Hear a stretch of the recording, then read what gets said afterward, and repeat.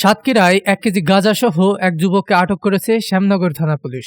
শনিবার বিকালে অভিযান চালিয়ে উপজেলার খানপুরের জাহাজঘাটা এলাকা থেকে তাকে আটক করা হয়। এ সময় তার কাছ থেকে একটি ব্যাগে কস্টেপ দিয়ে মোড়ানো অবস্থায় ১ কেজি গাঁজা উদ্ধার করা হয়। শ্যামনগর থানাধীন একরাম নামে একজনকে ১ কেজি গাঁজা সহ গ্রেপ্তার করা হয়।